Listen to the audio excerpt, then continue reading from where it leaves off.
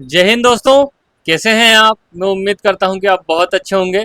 दोस्तों, जो पीवाईक्यू की सीरीज चल रही है हमारी, उसमें हमने इतिहास और भूगोल के क्वेश्चन को लगा चुके हैं। बीच के कुछ क्वेश्चन को स्किप कर दिया गया है क्योंकि दोस्तों ये क्वेश्चन विश्व भूगोल से संबंधित है जो अब हमारे सिलेबस में नहीं बचा हुआ है। तो दोस्तों लगभग 100 क्वेश्चन को यहाँ पे स्किप कर दिया गया है जो विश्व भूगोल के थे। तो आइए दोस्तों आज का सेशन शुरू करते हैं। तो पहला क्वेश्चन दोस्तों यहाँ पे आपको विश्व भूगोल का मिलेगा, लेकिन सिर्फ एक क्वेश्चन है क्योंकि ये हमारे सिलेबस से हटा दिया गया है, इसलिए इस बात की अब जरूरत नहीं है कि हम विश्व भूगोल को पढ़ें। तो दोस्तों आइए शुरू करते हैं। पहला क्वेश्चन है दोस्तों, निम्नलिखित में से कौन सुमेलित नहीं है? ठीक है, सुमेलित नहीं है। अटलांटा कोका कोला का प्लांट है। पिट्सबर्ग में लोहा इस्पात उद्योग होता है, बिल्कुल सही है। ठीक है, डेट्राइट बिजली का सामान बनता है। नहीं दोस्तों, डेट्राइट जो है दोस्तों यहाँ पर मोटर गाड़ियों के लिए प्रसिद्ध है ये। ठीक है, मोटर गाड़ियों के लिए प्रसिद्ध है। ठीक है, और शिकागो मास पैकिंग जो प्रोडक्ट होते हैं उसके लिए। तो दोस्तों एकमात्र था ये वर्ल्ड जो ज्योग्राफी से क्वेश्चन।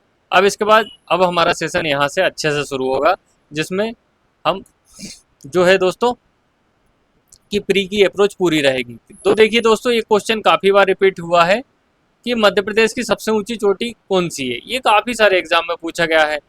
या चोटी स्थित है कहाँ पे स्थित है? महादेव पहाड़ी में, कैमूर पहाड़ी में, विंध्याचल श्रेणी में और भांडे श्रेणी में। तो दोस्तों हम जानते हैं कि जो मध्य प्रदेश सबसे ऊंची चोटी कौन सी है? धूपगढ़ है। ठीक है, इसकी ऊंचाई कितनी है दोस्तों? 1350 मीटर। ये किस श्रेणी में आती है? महादेव श्रेणी में आती है। और किस जिले में आती है? तो दोस्तों ये नर्मदापुरम जिले में आती है।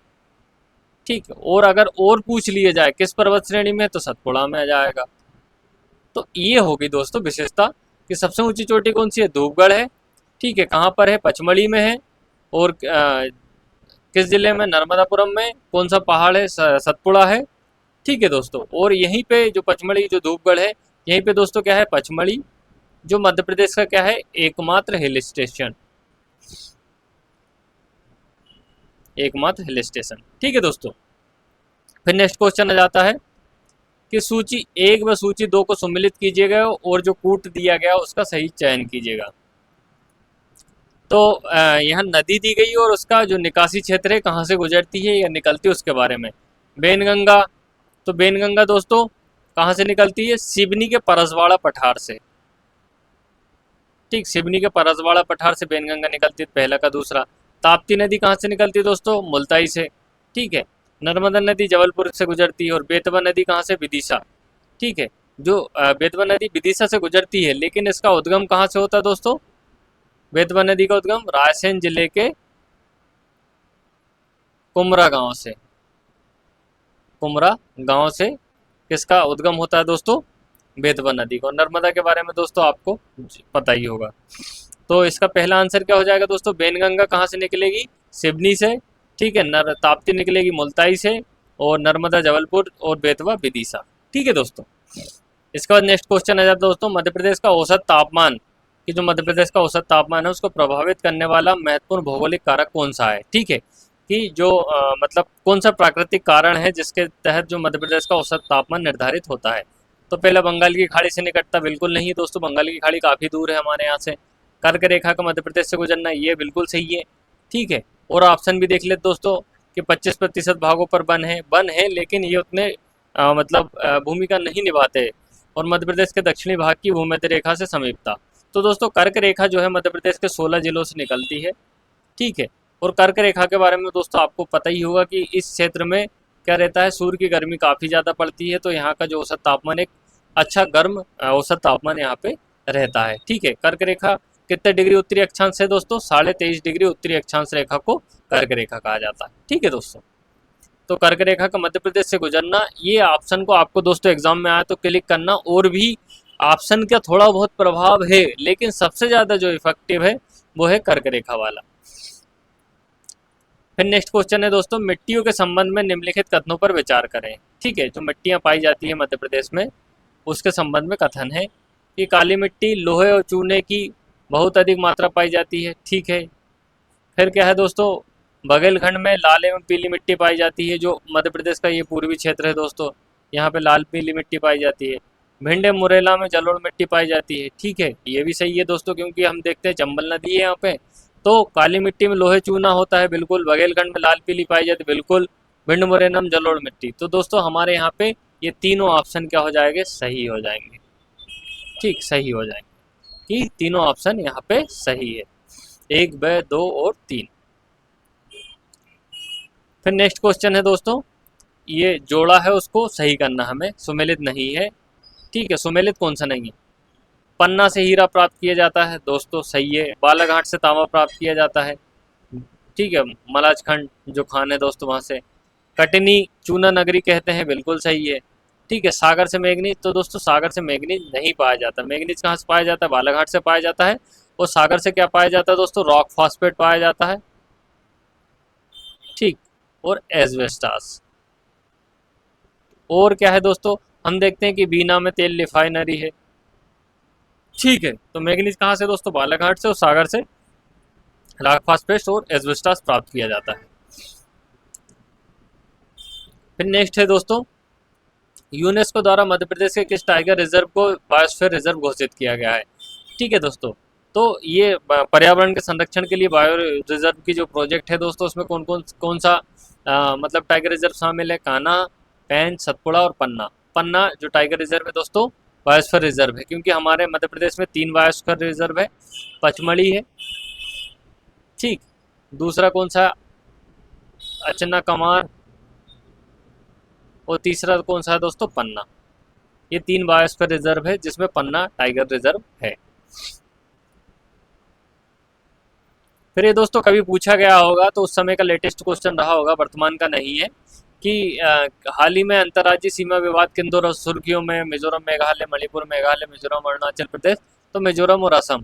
यहाँ पे दोस्तों जब पूछा गया होगा एमपीपीएससी में, उस समय का ये महत्वपूर्ण क्वेश्चन रहा होगा, वर्तमान में नहीं है। फिर देखिए दोस्तों, स्पोर्ट्स से संबंधित है मध्य प्रदेश के, ये आपके करंट में पूछ सकते हैं। ठीक है, ये इसलिए आपके लिए जरूरी है। स्पोर्ट्स का उतना महत्व बचा नहीं है, लेकिन फिर भी ये करंट में पूछा जाता है।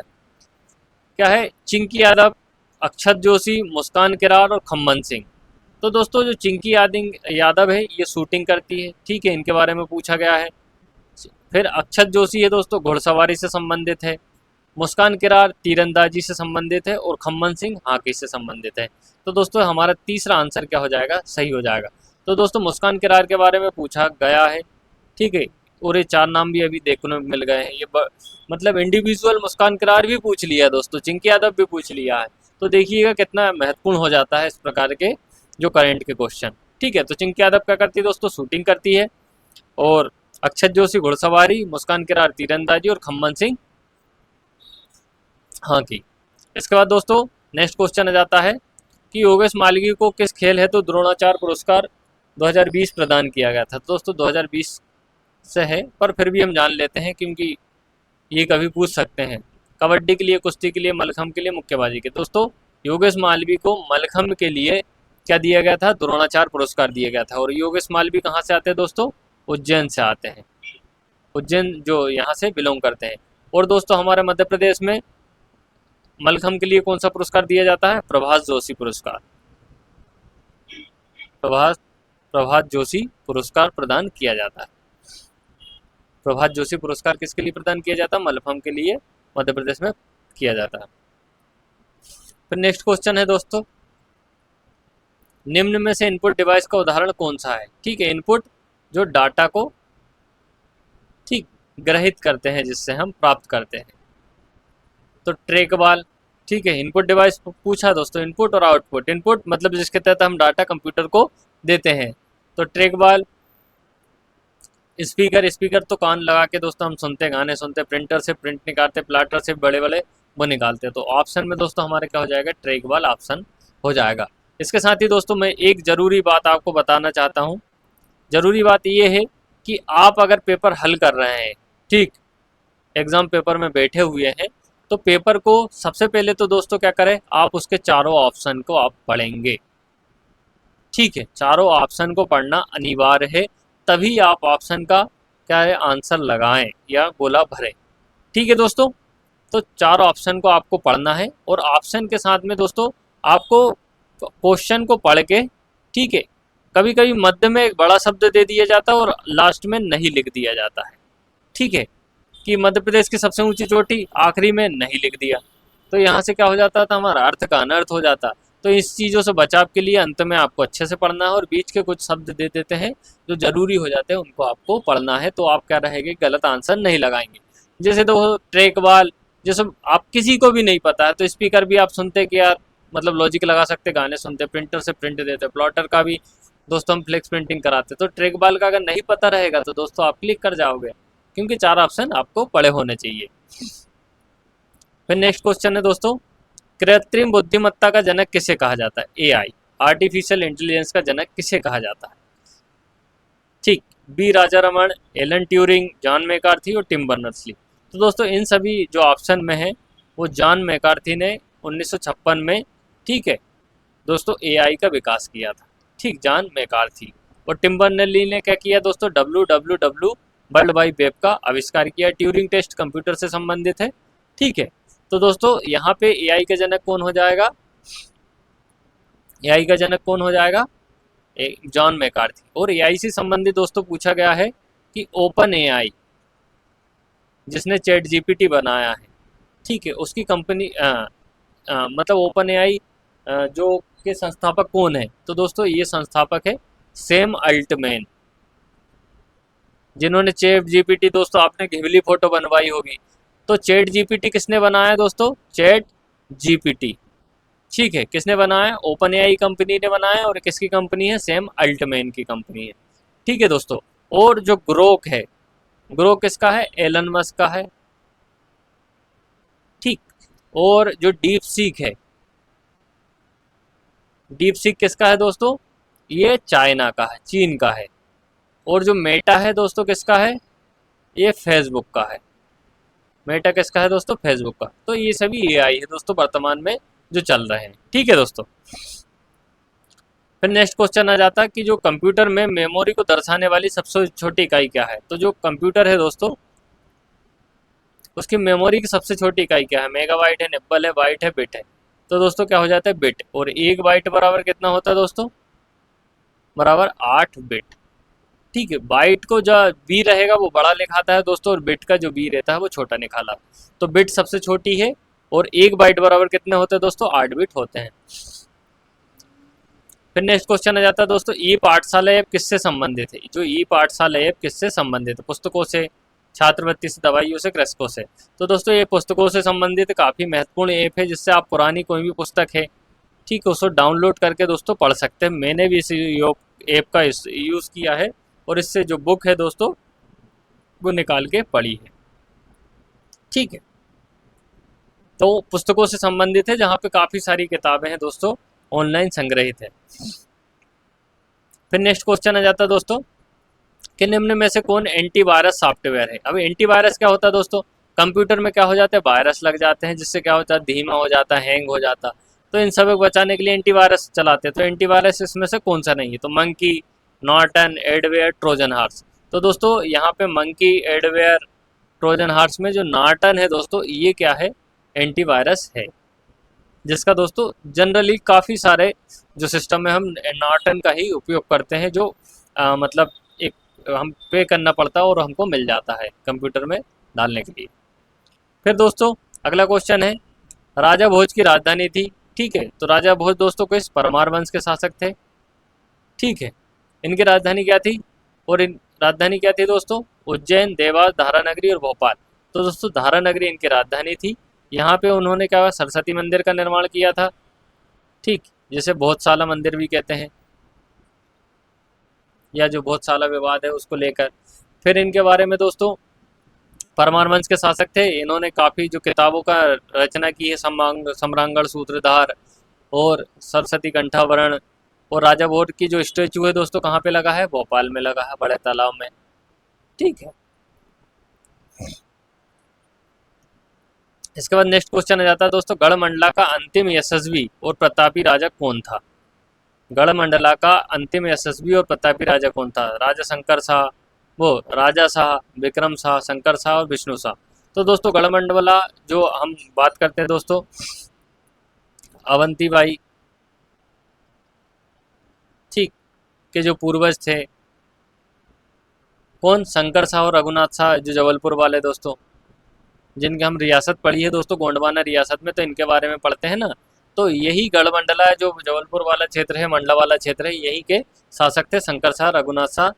ठीक है, ये पिता पुत्र थे। इनको कविता लिखने के आधार पर इनको पकड़ लिया था, क्योंकि उनकी कविताओं में कुछ अंग्रेजों के खिलाफ क्या थी दोस्तों? बातें थी, विद्रोही बातें। तो अंतिम यशस्वी सागर शंकर शाह रघुनाथ शाह। फिर नेक्स्ट क्वेश्चन है दोस्तों, सांची के स्तूप का निर्माण किसने करवाया? चंद्रगुप्त प्रथम ने, बिंबिसार ने, बिंदुसार ने, अशोक ने। तो दोस्तों सांची के स्तूपों का निर्माण किसने करवाया है?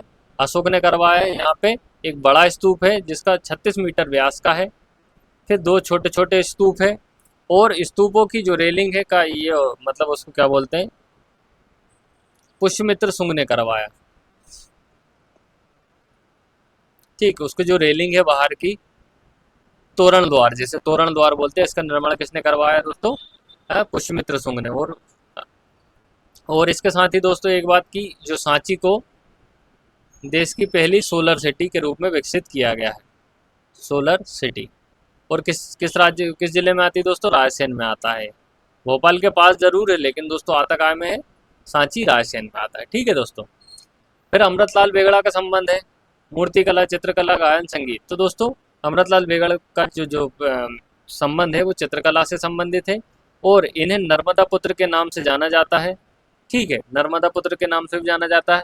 इनकी जो किताबें हैं दोस्तों, सौंदर्य नदी नर्मदा, सौंदर्य नदी नर्मदा, और तीरे तीरे नर्मदा, तीरे तीरे नर्मदा।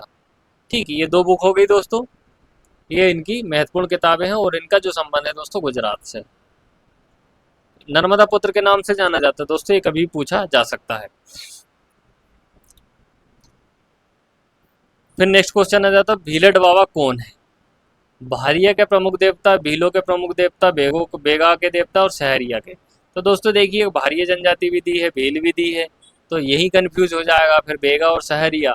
तो दोस्तों यहाँ पे जो है भीलट बाबा है, भीलों के प्रमुख देवता माने जाते हैं। किसके दोस्तों? भीलों के प्रमुख देवता माने जाते हैं। फिर नेक्स्ट क्वेश्चन आ जाता है, मध्य प्रदेश सरकार ने बेटी बचाओ बेटी पढ़ाओ योजना के अंतर्गत कौन सा अभियान प्रारंभ किया? ठीक है, बेटी बचाओ बेटी पढ़ाओ के अंतर्गत कौन सा अभियान प्रारंभ किया? शंख, लाडो, ओमा, पंख। तो दोस्तों मध्य प्रदेश सरकार ने पंख अभियान शुरू किया है। अब पंख का क्या फुल फॉर्म है? प्रोटेक्शन, अवेयरनेस, न्यूट्रिशन, नॉलेज और हेल्थ। ये इसका क्या हो जाएगा दोस्तों? फुल फॉर्म हो जाएगा। और इसे कब शुरू किया गया दोस्तों? इसे 24 जनवरी 2021 को शुरू किया गया था। 24 जनवरी 2021 को इसको शुरू किया गया था, पंख को। फिर नेक्स्ट क्वेश्चन आ जाता था, मध्य प्रदेश मुख्यमंत्री किसान कल्याण योजना में हितग्राही परिवार को एक वित्तीय वर्ष में कितनी राशि देने का प्रावधान है? कि जो किसान रहेगा उसको मुख्यमंत्री किसान कल्याण में कितनी राशि दा? पीएम सम्मान निधि में कितने हैं दोस्तों? 6,000 दिए जा रहे हैं। ठीक है, और मुख्यमंत्री में कितने? 4,000 दिए जा रहे हैं। इस प्रकार कितनी? 10,000 की राशि हो जाती है दोस्तों, किसानों को साल भर में प्राप्त होती है। तो मुख्यमंत्री में कितने दे रहे हैं? 4,000, और पीएम सम्मान निधि, किसान सम्मान निधि में 6,000। और जो पीएम का सम्मान निधि दोस्तों कब शुरू हुई? 2019 में। और मुख्यमंत्री कब हुई दोस्तों? 2020 में। ठीक है, मुख्यमंत्री कब हुई दोस्तों? 2020 में।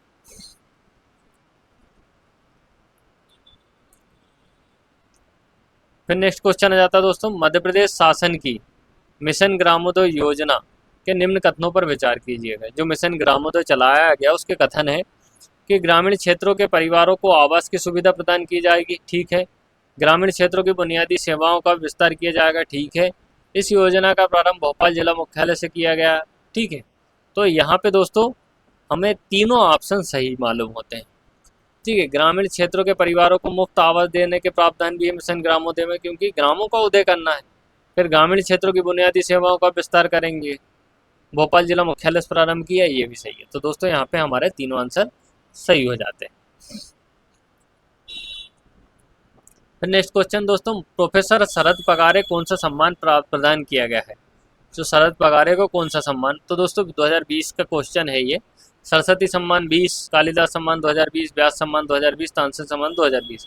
तो दोस्तों जो शरद पगारे को व्यास सम्मान प्रदान किया गया है। व्यास सम्मान क्यों? कि इन्होंने वृंदावन वृंदावन लाल वर्मा का जो उपन्यास है, कौन सा दोस्तों? परंपरा। ठीक है, वृंदावन लाल का उपन्यास के जो विकास में योगदान दिया है, विकास में क्या दिया है? योगदान दिया। वृंदावन लाल वर्मा के जो उपन्यास है दोस्तों, उसके विकास में योगदान दिया है। फिर नेक्स्ट क्वेश्चन, सिंगोड़गढ़ का किला मध्य प्रदेश के किस जिले में स्थित है? सिंगोरगढ़। ठीक है, ये रानी दुर्गावती से संबंधित जब हम पढ़ते हैं दोस्तों, ठीक है, दुर्गावती से संबंधित है। सिंगोड़ का किला किस जिले से संबंधित है? तो सागर, दमोह, जबलपुर, छतरपुर। तो दोस्तों ये आता सिंगोरगढ़ दमोह, दमोह से आता है। और ये गोंड राजाओं की क्या थी दोस्ती? राजधानी था। सिंगोड़गढ़ गोंड राजाओं की राजधानी थी। ठीक है दोस्तों, तो आज का दोस्तों हमारा सेशन यहीं पे समाप्त होता है। और दोस्तों आपको और कोई जानकारी या प्री से संबंधित कोई आपको मतलब दिक्कतें आ रही हो, या मेंस की आपकी कॉपी अच्छी चेक नहीं हो रही हो, या दोस्तों आपको मेंटरशिप की ज़रूरत है, तो हमारे नंबर 9424876231 पर आप दोस्तों कॉल कर सकते हैं। ठीक है, इससे दोस्तों आपको क्या होगा कि आपको एक सटीक मार्गदर्शन प्रदान किया जाएगा, जिससे क्या दोस्तों कि मार्केट में काफ़ी ज़्यादा भ्रांतियाँ होती है, जिससे क्या होता है दोस्तों, हम नोट्स के चक्कर में, ठीक है, यहाँ के फैक्ट वहाँ के फैक्ट, इसमें क्या उलझ जाते हैं और एग्ज़ाम के समय घबराहट होती है और सही तरीके से पढ़ नहीं पाते हैं। तो दोस्तों आपको सही अप्रोच के साथ सटीक जानकारी मिलेगी। तो दोस्तों हमारा सेशन आज का यहीं पे समाप्त होता है। कृपया वीडियो को लाइक कीजिएगा, कमेंट कीजिएगा, सब्सक्राइब करेगा और अपने दोस्तों के साथ जो पीएससी की तैयारी कर रहा है किसी भी एग्ज़ाम की, उसके साथ शेयर करना ना भूलें। तो दोस्तों मैं खुदा से दुआ करता हूं कि आपकी हर तमन्ना जल्द से जल्द मुकम्मल हो और इस बार आपको सुख शांति समृद्धि प्रदान करे। धन्यवाद दोस्तों, मिलते हैं जल्द नेक्स्ट लेक्चर के साथ। धन्यवाद।